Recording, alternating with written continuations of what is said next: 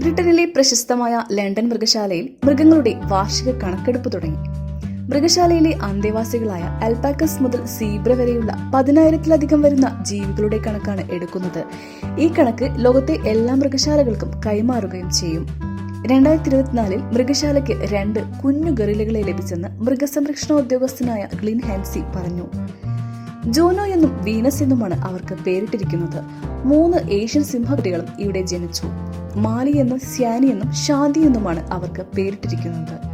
പിന്നെ ഞങ്ങൾക്ക് 11 പെൻഗ്വിൻ കുഞ്ഞുങ്ങളുമുണ്ടായി, ഗ്ലിൻ ഹാൻസി പറയുന്നു.